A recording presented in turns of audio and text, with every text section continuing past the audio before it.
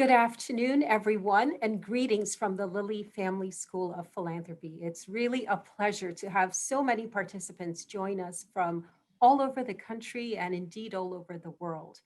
In these unprecedented times, the philanthropic sector and leaders across all sectors are learning how to do more to meet the challenges of the day. We're all learning that we have a role to respond to this crisis and that we have to. So we show your video. Yep. Okay, I'm here. Just turn on your camera, join audio, and you're all set. Good morning. Good afternoon, everyone.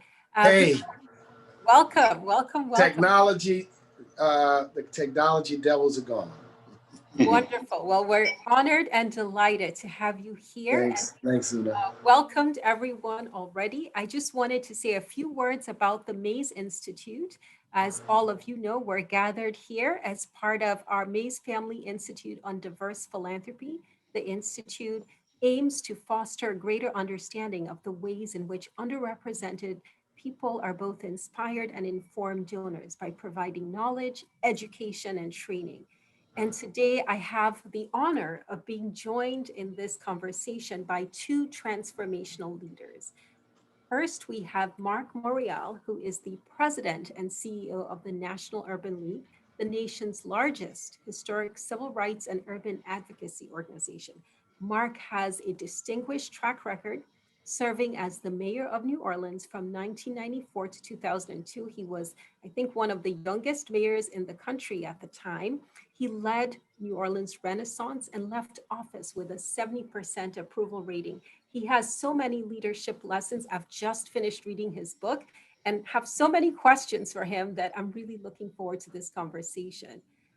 In addition, we have our very own Tony Mason, a visionary leader right here in Indianapolis, who's demonstrated a passion for service and dedicated his entire career to initiatives that are enhancing the quality of life for Indianapolis residents. Just to give you a sense of the history, Tony is only the third president in the history of the Indianapolis Urban League, and prior to serving as CEO of the Indianapolis Urban League, also joined the 2012 Indianapolis Super Bowl host committee and served as executive director of the Circle City Classic for 8 years. So really, there's so much ground to cover, and we only have a limited amount of time. So we're going to jump right in. We'll start with Marc, and we'll spend the first 30 minutes with our conversation, and then we'll also turn to Tony.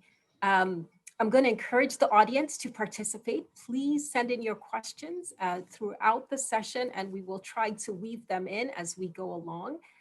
So without further ado, I'd like to ask Marc to just tell us a little bit about himself and the organization. I do want to mention that one thing that stuck out to me as I read the book, I just finished it, The Gumbo Coalition, is the image of Marc, your early life and the ditch that sort of shaped your childhood. I saw that as a very positive message for today, that despite the obstacles that one confronts as a leader, there are bridges that you can build and you can overcome those bridges, but it does take those leadership lessons along the way. So I wanted to ask you to just tell us about yourself and what has shaped your career path as a civil rights leader and a national leader. Let me just take this opportunity to thank you and Tony and the Mays Institute and the university for convening this conversation today.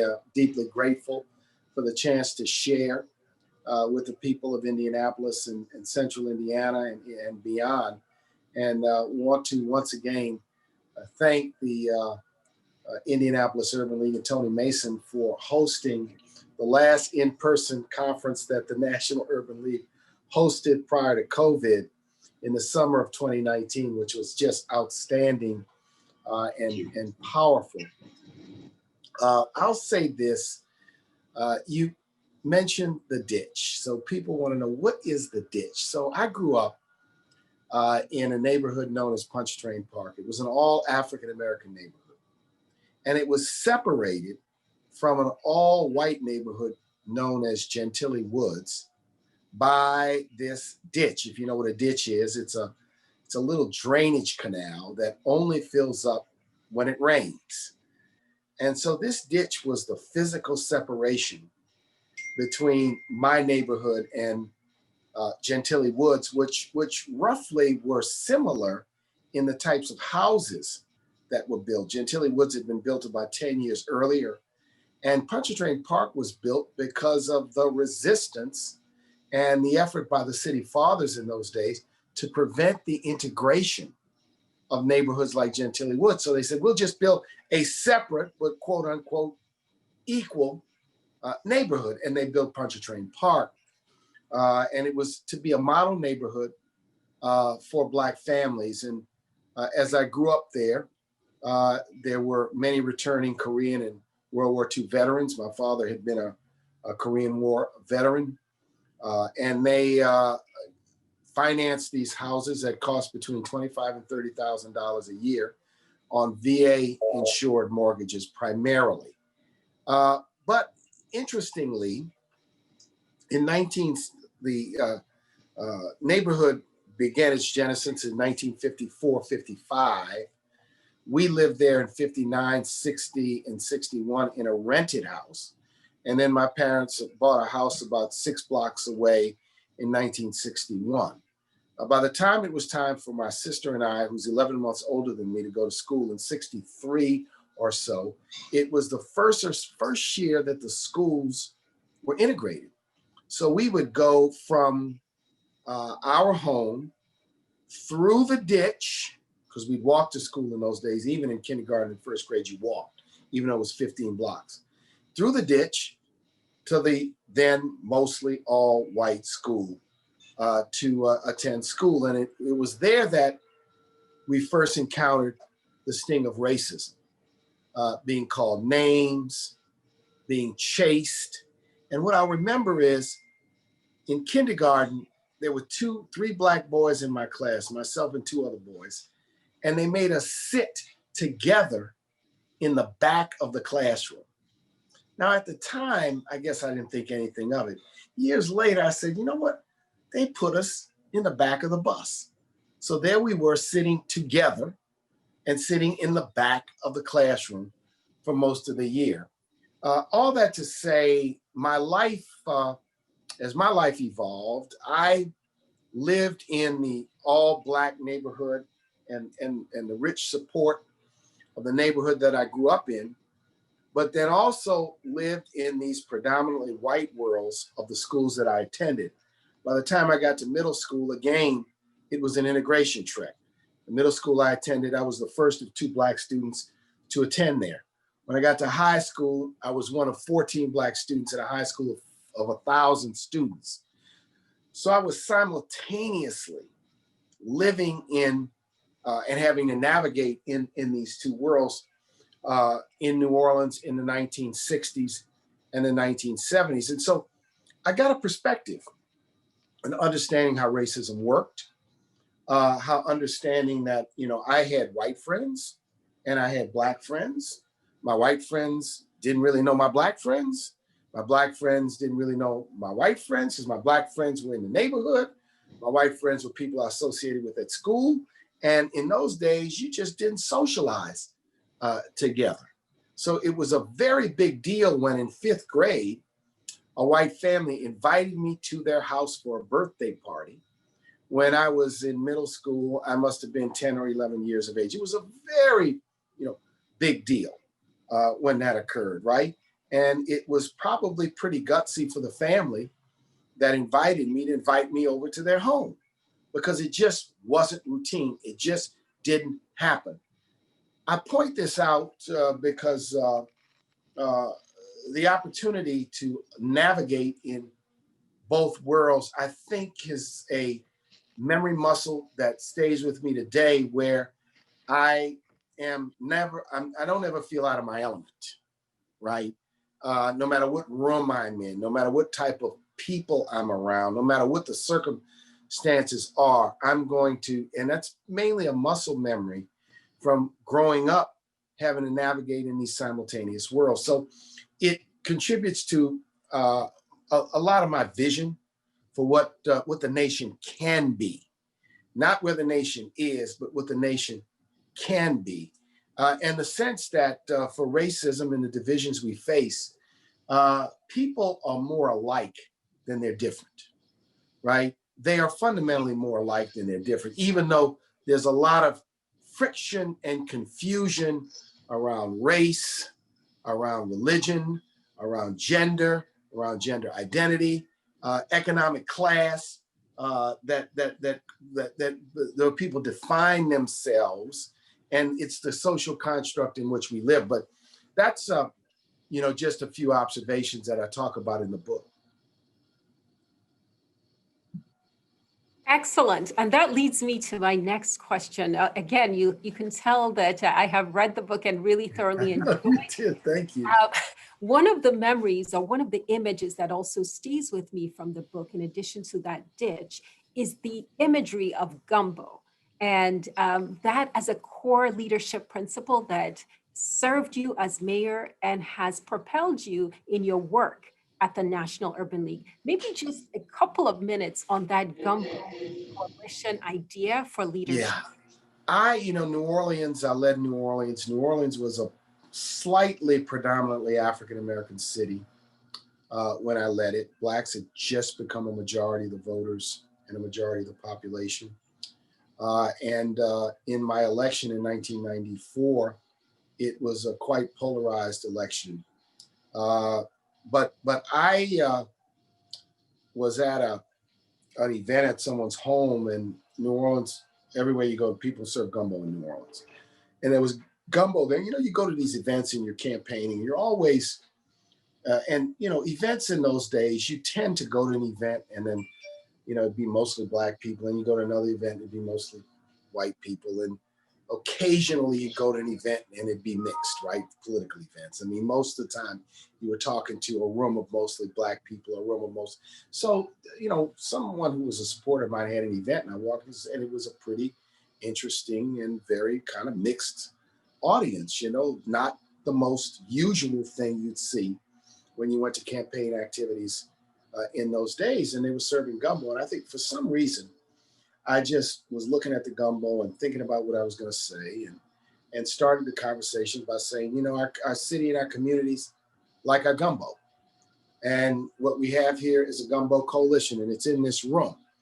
And it was kind of a comment I made as a part of a presentation. Well, it was a person in the room, picked it up, heard it, and then came back to me 2 days later. They were in the graphic design business with this poster that said Gumbo Coalition. And underneath it, it listed all of the neighborhoods, ethnic and religious groups in the city, right? And it was pretty stunning. And I'm like, boy, I love this. It kind of caught on. And then we embraced it. And the idea, the principle was that with gumbo, you can make it in many, many ways. And adding ingredients only makes it better. There's no static way to make gumbo. You can make it with a variety of ingredients and you make it a little spicy and, you can add this or add that, or you can exclude this or exclude that. So it became kind of an operating principle around the coalition I tried to frame to not only get elected, but the coalition I tried to frame to govern the city. And it was really about a city that had deep, deep racial divisions. And we shouldn't ignore the fact that they existed, right? That those racial divisions, but I was working to try to create a governing coalition that forced people to understand that in order to lead the city, I needed to find things I could get people to agree on without trying to get people to agree on everything.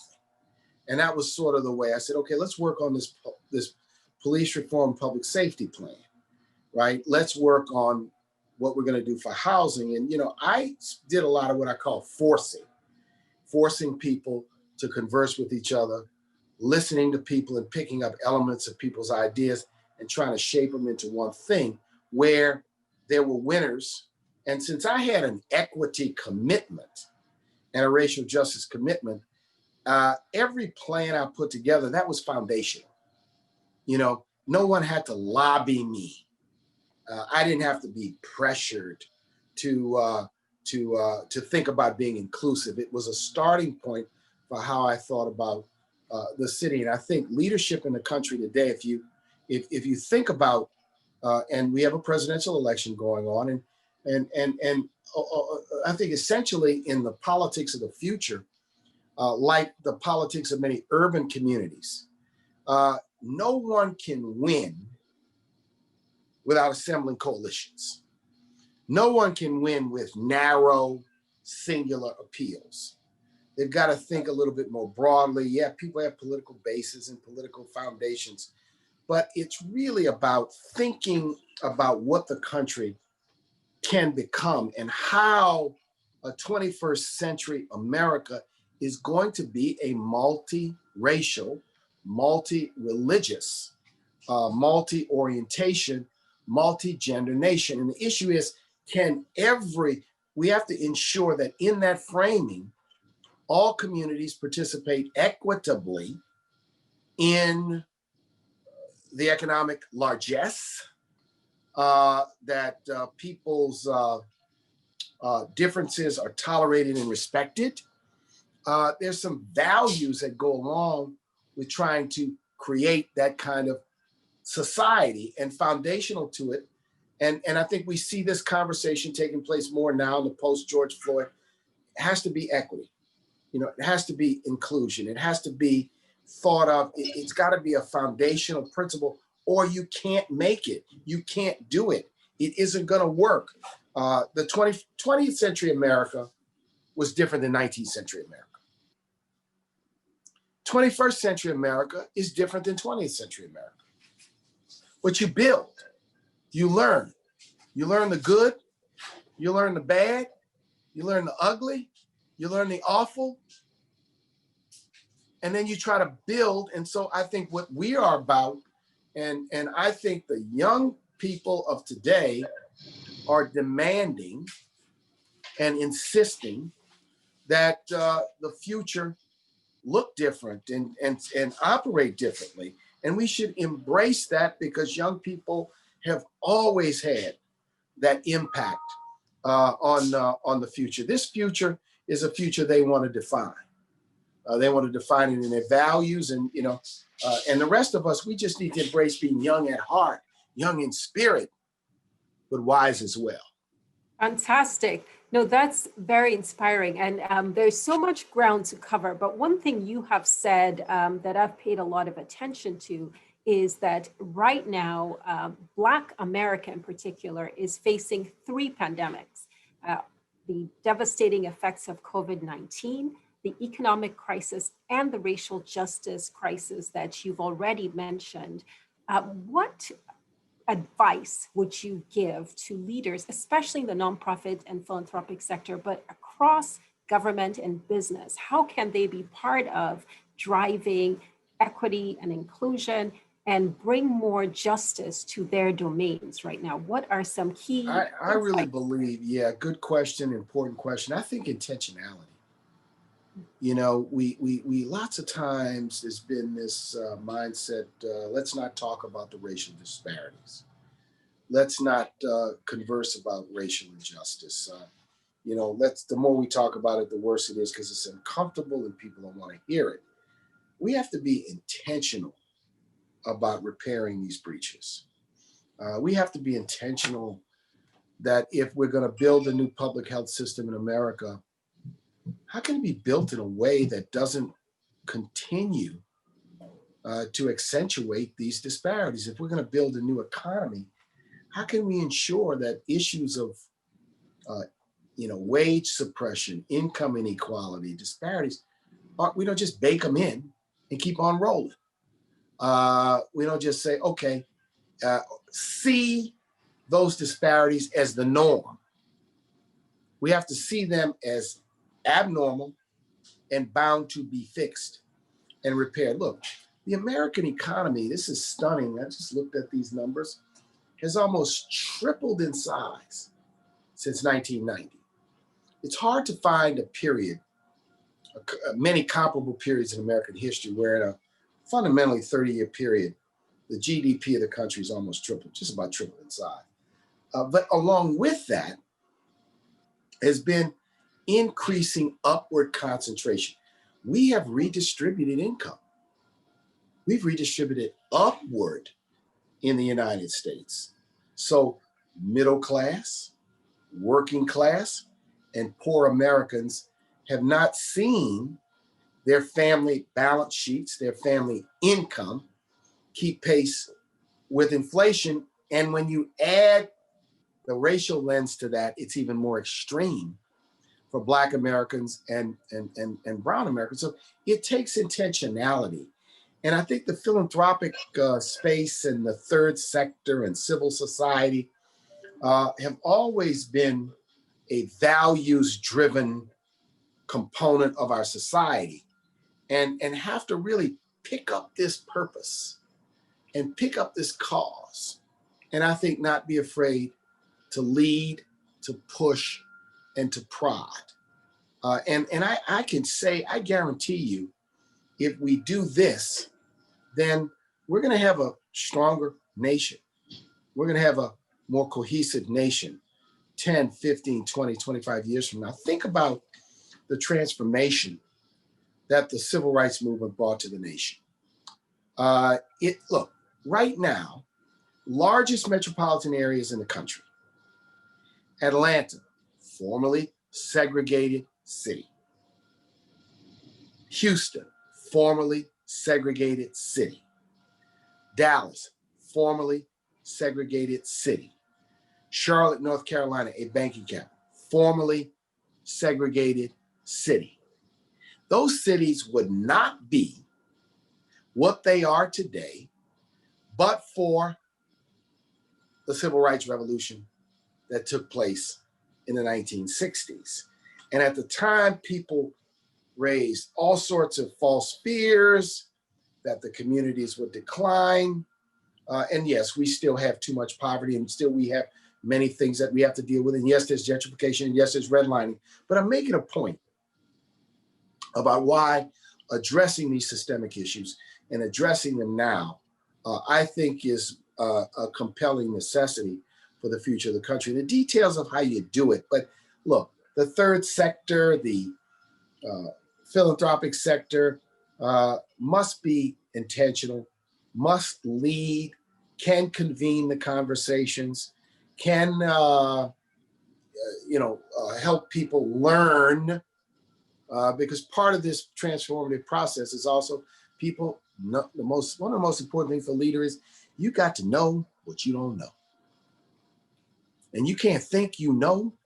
The minute you think you know it all, you think you got it figured out, you're destined for failure. So you got to have a mindset: is I'm learning, I'm evolving. And you also have to have the mindset, maybe some things I thought, I assumed, were just absolutely not correct. And can I have an open enough mind to be able to confront it? And for some leaders, if they can't make that navigation, they're going to get eased, pushed, or they're going to fall out of the way. Excellent. Well, I just have one last question, and this one I'm going to try to bring a lot together here. So I'll just give you one question. I was really struck by your own path in terms of growing up in a family that fought for social and racial justice. Your parents were both pioneers.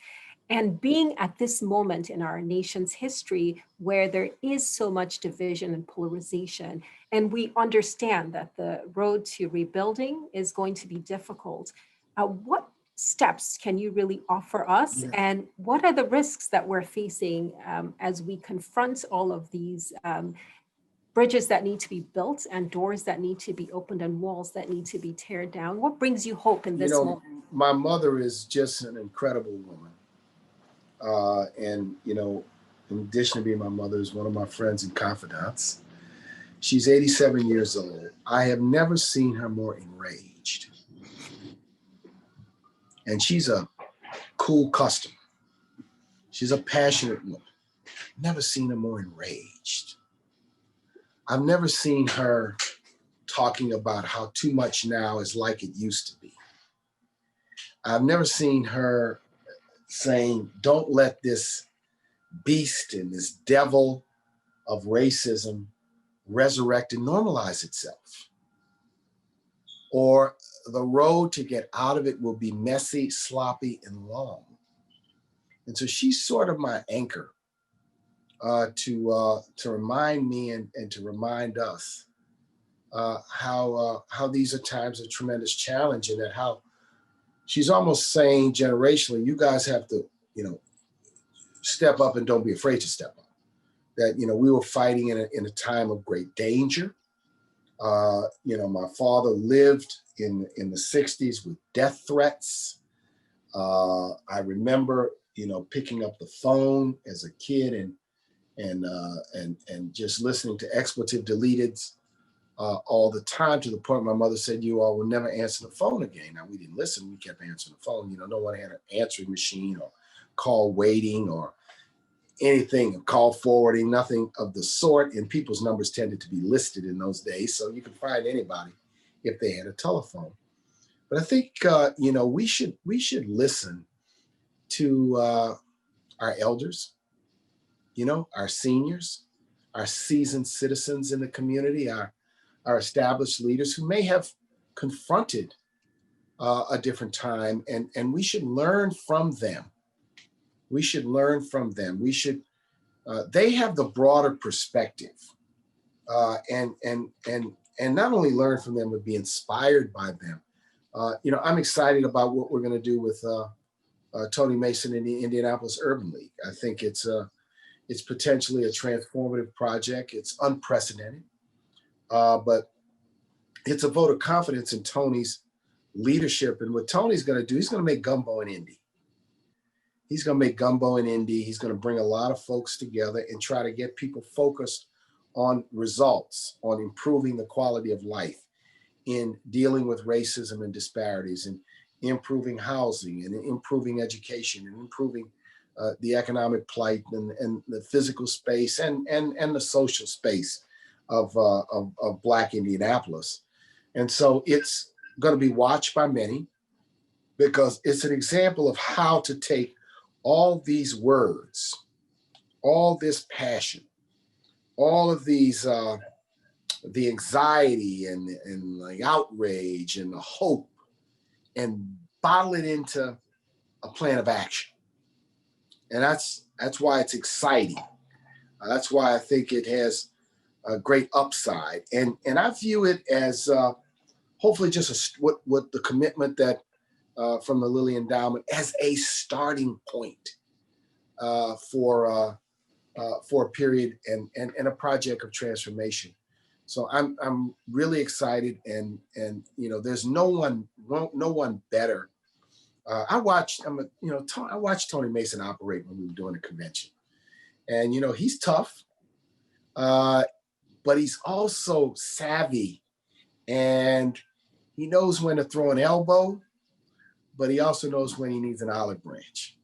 And that combination of skills, I think, is perfect for a project like this, where there's going to be a lot of interest and energy, and a lot of pushing, and a lot of shoving, and a lot of desire, and a lot of desire for results. And he's perfect. And so we're excited to partner with him, and the tremendous vote of confidence by the Lilly Endowment, I hope challenges others in Indianapolis and Central Indiana to join in, align additional resources and human energy towards this thrust. Well, thank you, Mr. Morial. This has been just amazing. And I want to also say thank you to your mother. Please tell her that we appreciate her spirit, her courage, and her desire to keep inspiring us at 87. Please give her our best. This has just been wonderful.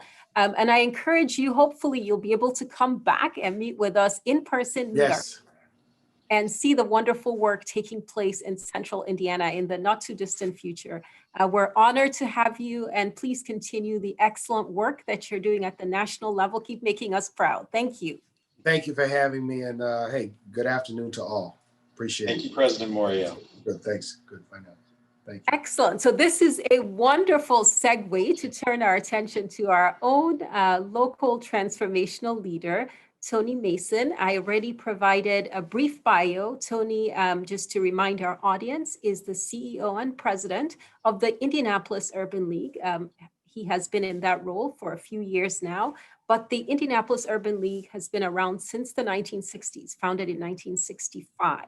So we are honored, we're thrilled, and really looking forward to this conversation with Tony. Tony, you've already, in a sense, been introduced, but I wanted you to maybe share with the audience your own role right in this moment as a transformational leader. What are you doing? How are you meeting the challenges of our time? And tell us, maybe give us a bit of a background around the $100 million Lilly Endowment gift to the National Urban League to support work here in Indianapolis. Absolutely. Before I get into that, though, I do want to thank you all for having me here today and having President Morial be a part of this discussion.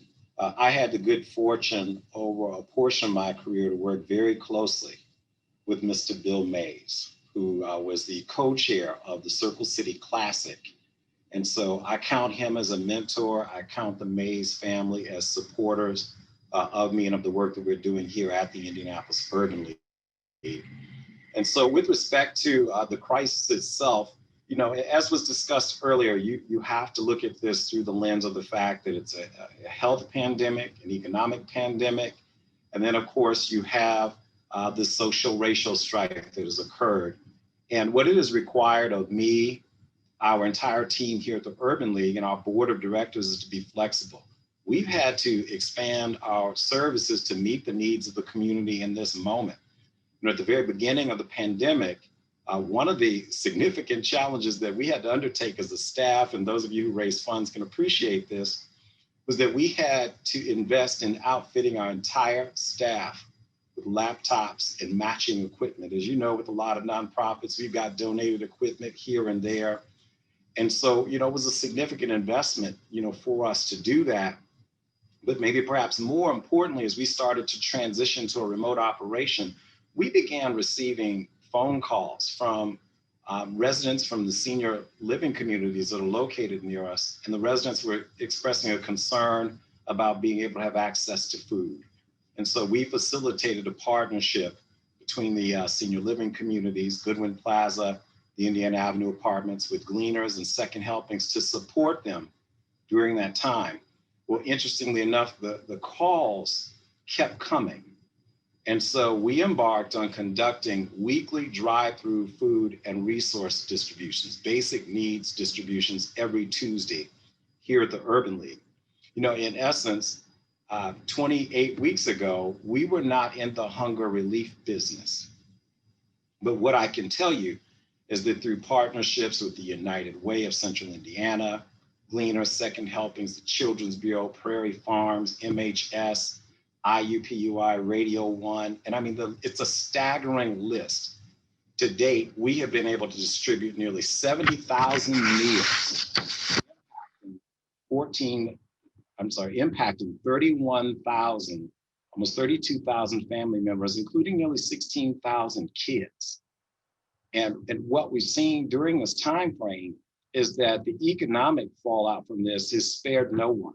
People coming to the Urban League on Tuesdays, Blacks, Latinos, whites, Asians, in everything from hoopties to high-end luxury automobiles. Everyone's coming to us for assistance. And one of the things that we've had to help people deal with is a lot of people coming through never had to ask for assistance before.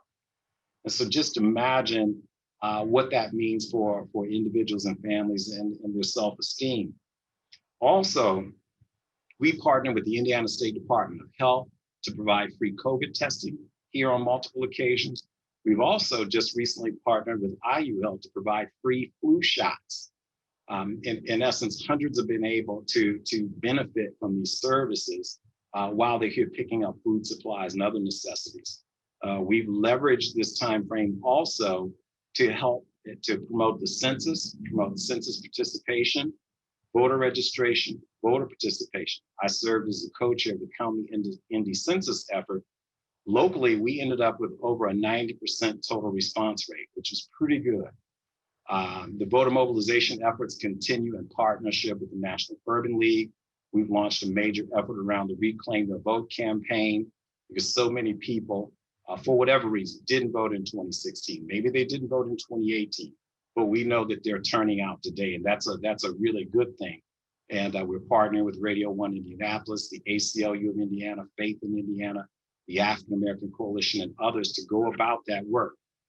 As a co-convener of the African American Coalition, we co-hosted the recent gubernatorial candidate forum featuring obviously Governor Holcomb and Dr. Woody Myers.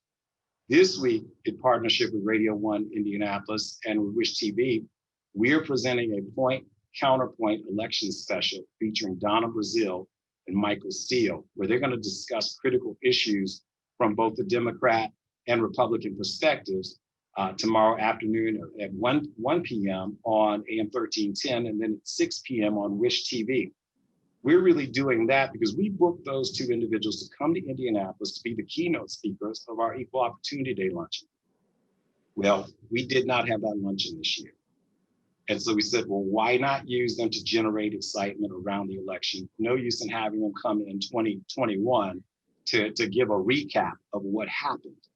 And so we're excited to have them be a part of us. And then, of course, last but not least, we were part of the formation of the Community Response Network, the Mayor's Office, the Bonner Center, and other neighborhood community centers where we're working together to help Indy's residents to avoid eviction. You know, prior to COVID-19 pandemic, Indianapolis had the second highest rate of evictions in the United States behind only New York City. And so, you know, collectively, we're using CARES Act dollars to help families stave off eviction. Through the Urban League alone here in Indianapolis, we have assisted nearly 700 households with nearly $1.8 million in rent assistance. That's just the Urban League alone. Over and above that, I do believe another 18 million has been allocated, and more dollars are needed because the challenge there is real. And then beyond this work, you know, we have been a part of numerous community discussions and listening sessions around everything from, you know, racial, social, and economic equity and justice.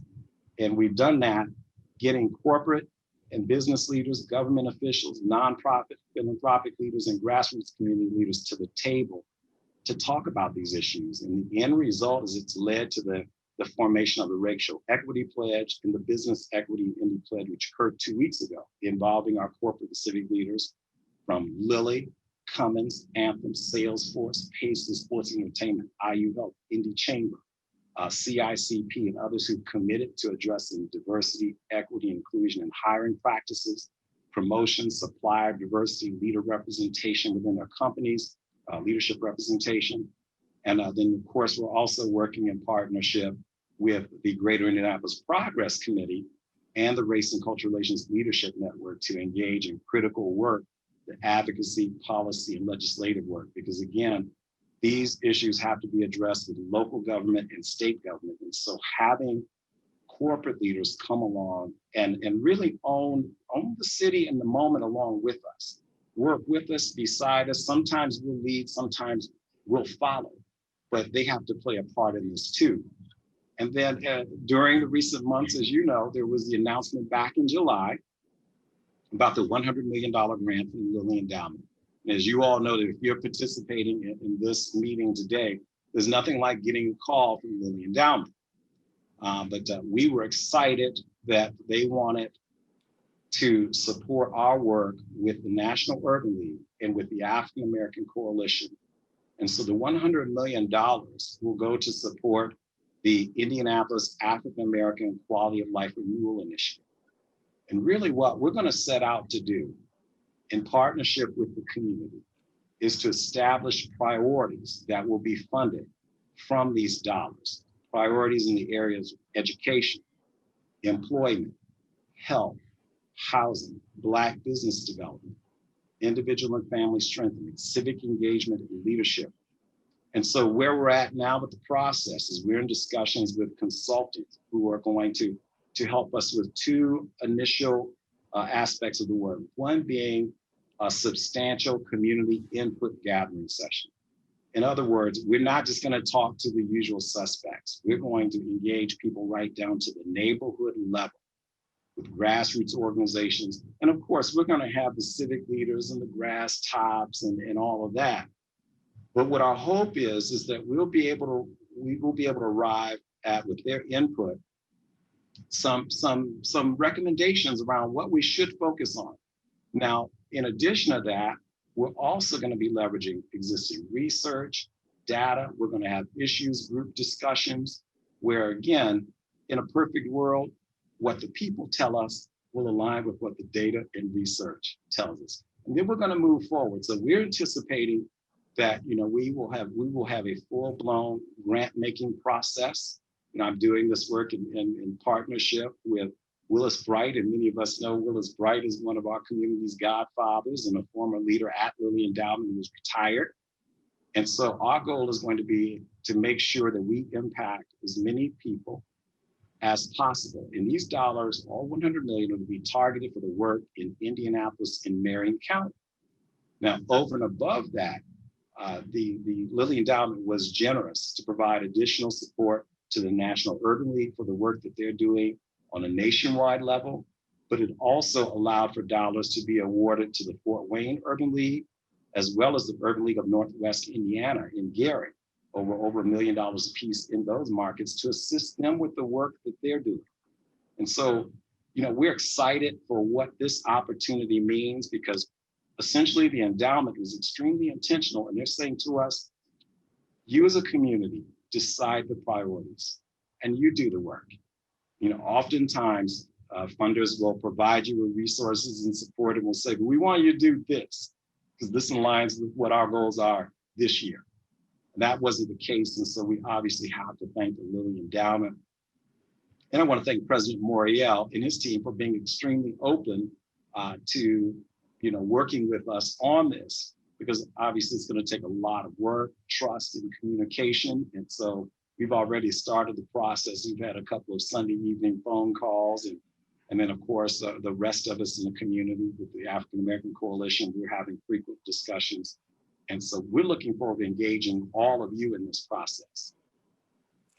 Well, Tony, I am literally blown away by the number of new partnerships, collaborations, and the outreach that the Urban League here in Indianapolis has been engaged with, given all of the challenges that our community is facing and your central role in it. I feel like you should be working on your own book at this point about leading through a crisis. And we all know that the crisis is not over yet. So I just want to ask you if you could distill some of the lessons you're learning right now about leadership, about building these coalitions and working with partners. Are there some insights that are emerging that others on the, we have lots of students and practitioners who are joining us today? Sure. Well, I can say this, starting with, companies and other funders, you can successfully partner, with your communities by simply being intentional. You heard President Morial use that word.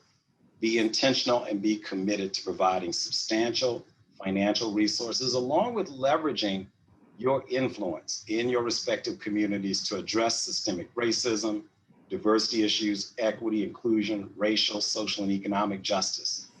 Just as the endowment was so extremely intentional about partnering with the Urban League here in Indianapolis and the coalition through the National Urban League, you can do the same actually in 85 other Urban League communities and regions across this country.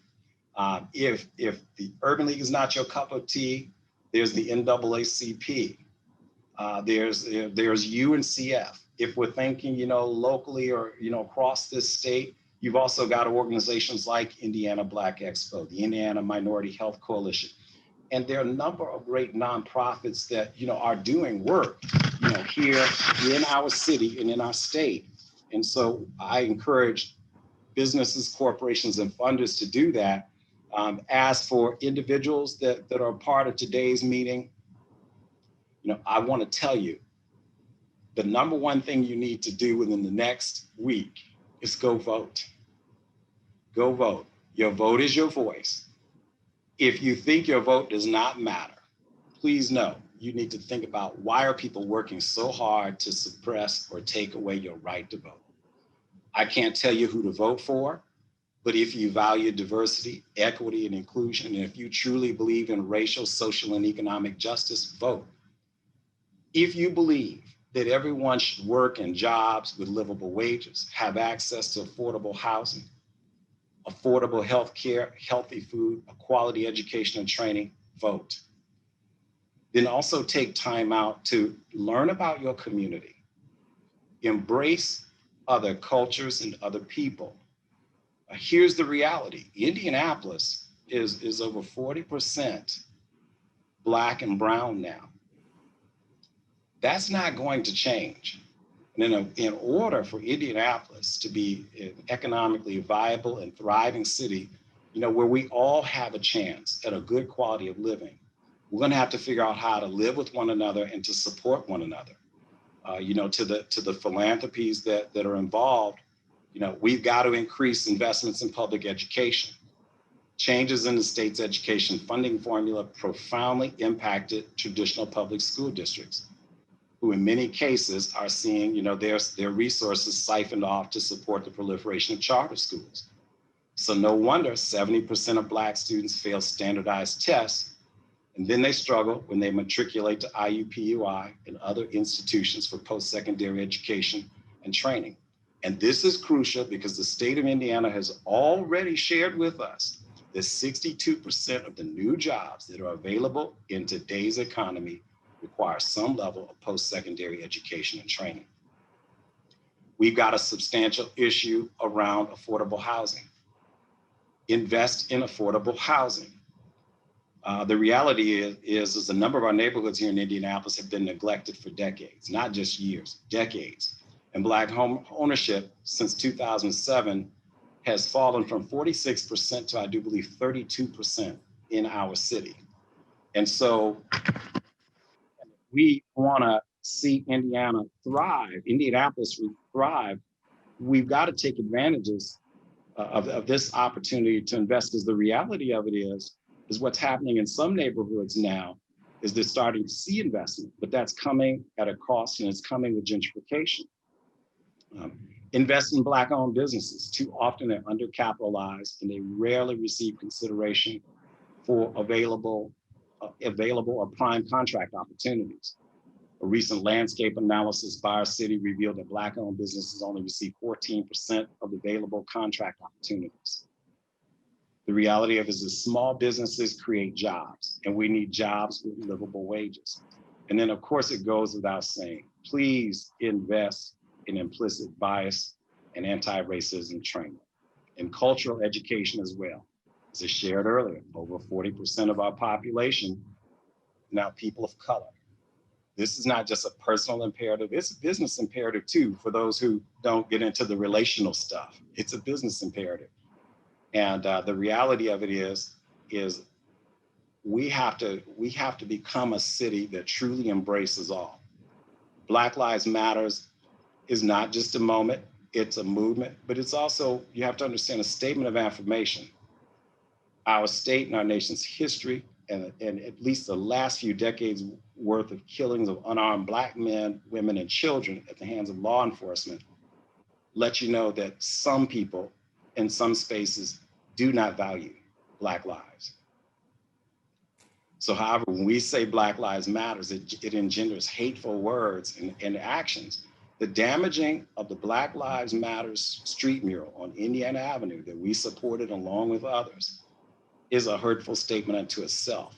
So the reality of it is we all have work to do.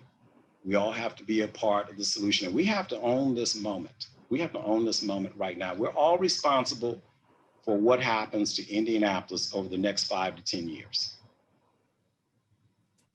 Tony, you've just issued a call to action. We all have a role to play. We all have to own this moment. And I'm also very heartened and encouraged to see that in the philanthropic sector and the nonprofit sector, there is a growing awareness of the need, as you said, for more intentional efforts around diversity and inclusion. More and more leaders are pushing for equity and for inclusion. How can you today encourage our audience, those in leadership positions, those who are in decision-making roles, to drive real change in their organizations? What are some practical steps they can take to build this more inclusive and diverse community? I will say this, for those of you that are leaders inside of your organizations, your businesses, your companies, start with an internal self-assessment first. When you talk to leaders like Tom Linebarger, Dave Ricks, and others with local corporations here, they will tell you they had internal discussions and they learned a lot from their employees and their team members, things that they never thought, because typically we're so busy running and leading organizations and doing what we do. Rarely do we stop to take a moment to take the temperature of the organization. How do my employees really feel? Look at your diversity or lack thereof. And now is a moment where no matter what anyone says to you, you can make those changes. The boundaries and the things that, as President Morial shared, that we used to not talk about, it's okay to talk about it now. But you have to be committed to making change if you go down that path. So start internally. Start with your hiring practices, your promotion practices, your supplier diversity. Start with looking at how you support initiatives in this community. If you're focused on education, go all in on supporting education. If you want to support and engage Black-owned businesses, women-owned businesses, do it. But be really, really committed to the work. Stop window dressing. And again, don't be afraid of the awkward silence and the awkward conversations that need to be had. Because the reality of it is all we all want collectively is to be able to have, a sound life, a sound quality of living. We want to be happy just like everyone else, but it is going to take us all working together to create opportunities for people, to create opportunities, for families. The United Way has been doing a lot of work in this space. And the data says this: over 40% of people in Indianapolis and in central Indiana are either classified as poor or working poor. And that's the majority of who we serve here at the Indianapolis Urban League. But again, 40%. And if you're talking about African Americans, and if you look at Indianapolis, we have 248,000 African Americans in this city. 28% of them are poor. How do you build a city and a local economy if you're not bringing people forward? And when I talk about that 40% with United Way, that's everyone: Black, white, Latinx, Asian. So a lot of these issues that we are viewing through the lens of race and saying these are things that only impact Black people or Latinx community. No, we have a lot of poor whites here. So again, if we're looking at Indianapolis's future, if we're looking at our state's future, we know we've got some work to do. Excellent. So I'm just going to ask you one more question before we open it up to the audience. I already see tons of questions coming in. Please feel free to put your questions in the question and answer box right now. The election is a week away. And one of the things we are at the Lilly Family School in particular is we're thinking about how can the philanthropic sector provide hope, bring healing, bring resilience to our communities. And so it starts with leaders, as we all know. So what are the things that you are doing during this time to bring that spirit of optimism? What are you doing for self-care? This is with all the work that you're doing. I have to make sure that you're getting enough sleep and rest too. So maybe just share advice for people who are dealing with this moment, this movement, some of the questions that have already come up. Several people have talked about the mental toll of these triple pandemics that our nation is dealing with. So maybe just to offer us a message to just how do you navigate these uncertain times? What are your anchors as you bring about all of the change that you are working on in our community? Yeah, I will say this, my anchor is my faith, in my belief that, we're all put here to do good works, and that we're all put here to be our brothers and sisters keepers. This is not just about, does the Mason household have all that it needs to thrive, but what we do not only for our families, but what we do for others. And so that's an important thing for me. But what I would share with everyone else is, in this moment in time, look and think beyond yourself, look and think beyond your individual issues, because this moment is any one of us individually. And you don't want to be on the wrong side of history, or when you look back and have a guilty conscience about, did I do all that I could do to help struggling families in this city or in this state? Did I do all that I could do to help individuals and families that are homeless? We have a pretty bad homeless situation in our city. Did I do all that I could do to help families gain access to food and healthcare? These are basic things. This is not about socialism and how people want to throw around words and taglines and descriptions, when at the end of the day, it should all be about us working together to help people. But I would just say, get involved. Get involved, and you don't have to try to tackle all of the issues. Just simply get involved and address the issues and things that you are interested in. If it's education, if it's reading and literacy, if it's financial literacy, do your part in that space to help someone or to help a family move forward. Support the Indianapolis Urban League, So I got to put that shameless plug out there, because we are working in a lot of spaces to help people, just as I would encourage you to help all of the neighborhood community centers who have people on their doorsteps every day who need services and assistance. Support the United Way and the other philanthropies that are doing good work in getting out and supporting and addressing the major issues that exist in the community. But I would say to you, do something, but also make sure you're being safe about it as well. Safe distancing, masks, all of that stuff. Tony, you are an inspiration. I think all of us owe you a debt of gratitude for the tireless work in our community, but more importantly, your example of collaboration, of leading by example, and also of showing us the way that this can be done with integrity and with boldness. So I'm going to open up the lines. I know that we already have some questions that have come in. And we're going to start with some of the questions. There are quite a few, but I think some of them are around how can we work with the Urban League? What are some organizations that want to partner? What should they be? How can they approach this? And then there's also a question here about mental health and mental wellness. Maybe you can just bring some of those initiatives together. So for those of you that are interested in working with the Urban League, look no farther. Feel free to email me, Tony Mason. That's tmason@indplsul.org. Email me. And again, there's opportunities to work with us on everything from the volunteers that are needed to support our weekly food and resource distribution efforts, to the work that we do in workforce development, health and wellness. We have a program here, a special population support program, where we're working with individuals that are duly diagnosed with HIV, AIDS, and may also be dealing with substance use and abuse issues.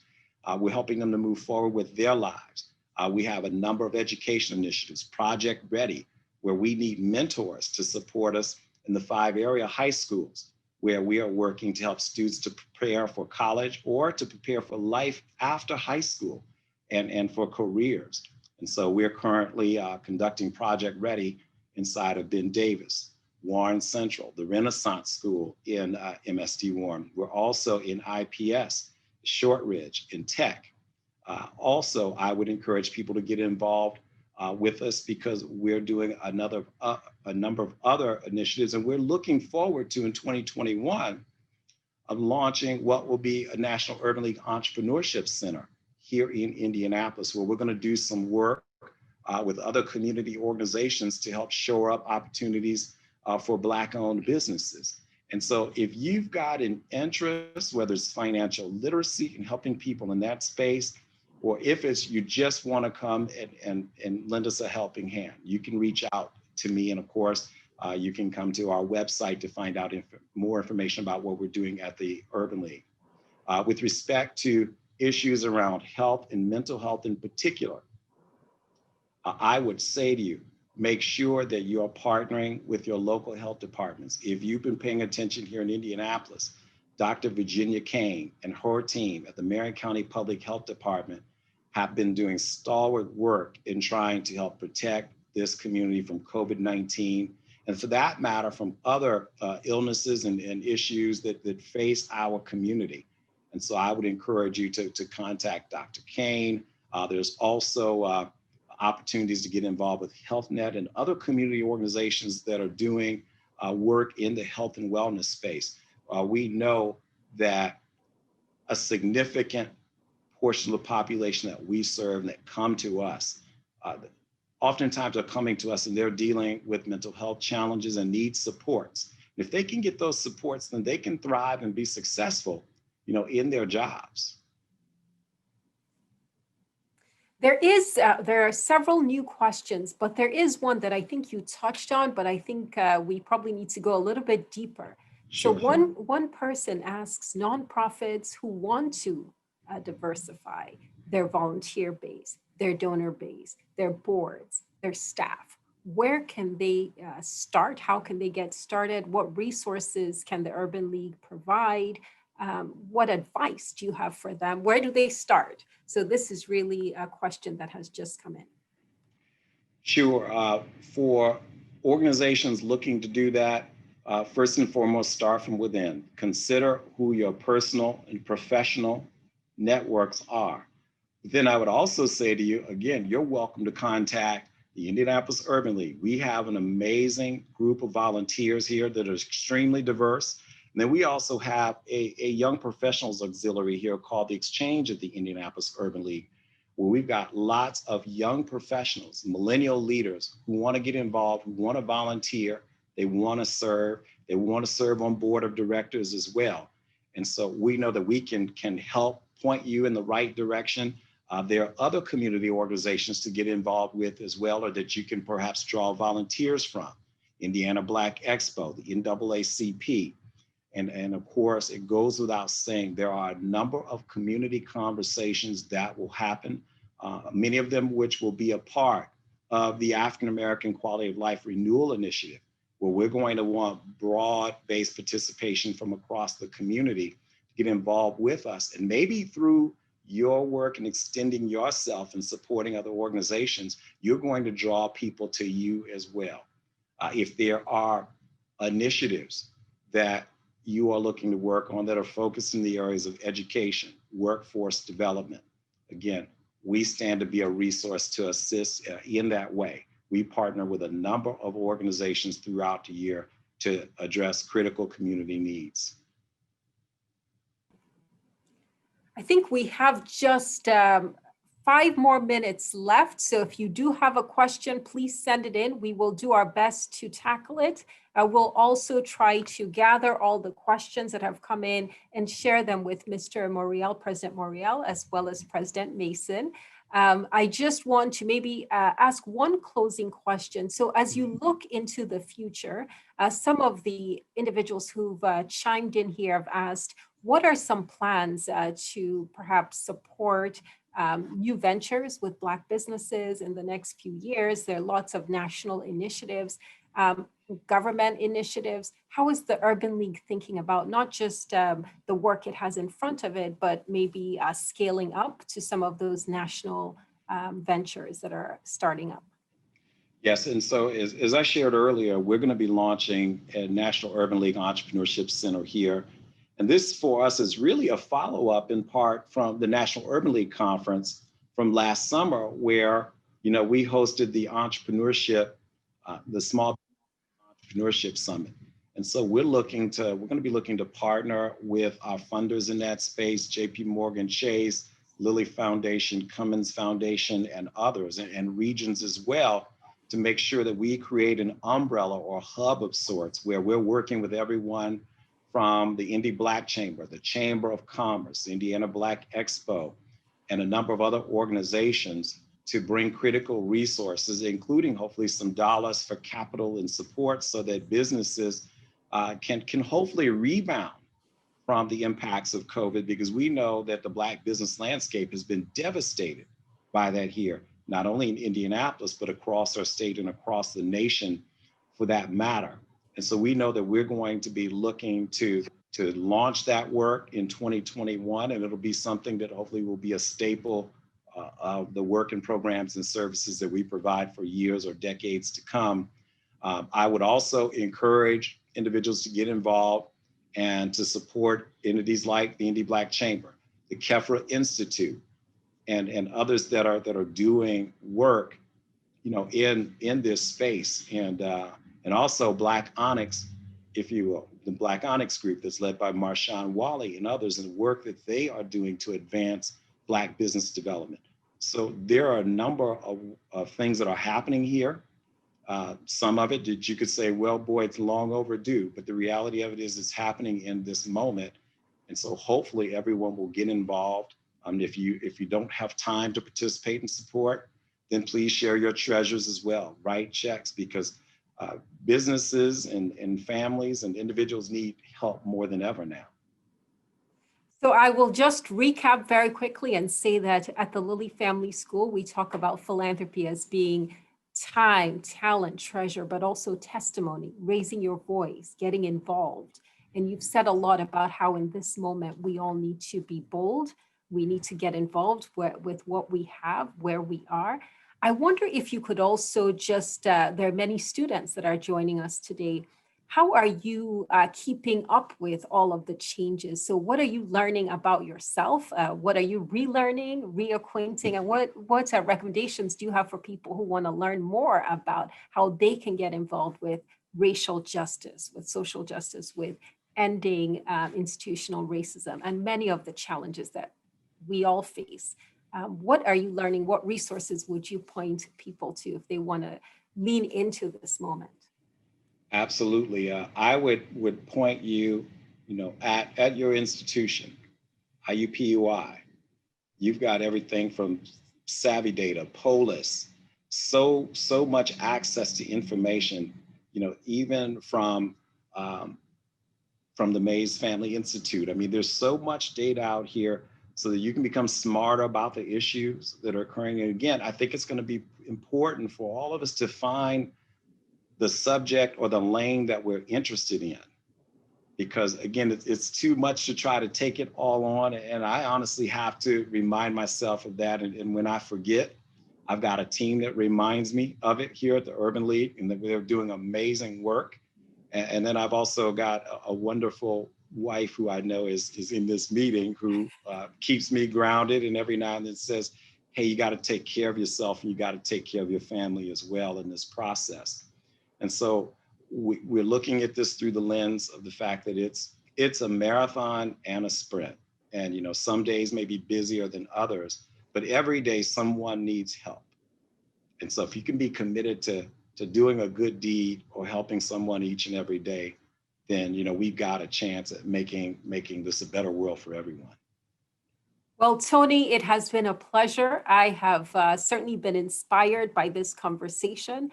I know our audience is entirely grateful and deeply appreciative. Please continue the great work that you're doing, the transformational leadership that you're exhibiting, and let us know here at the Lilly Family School how we can support you on this marathon and sprint that you're on. Thank you for your work in the community. Thank you. And thank you to all our for having me. Yes, thank you to our audience. Bye-bye. Bye-bye.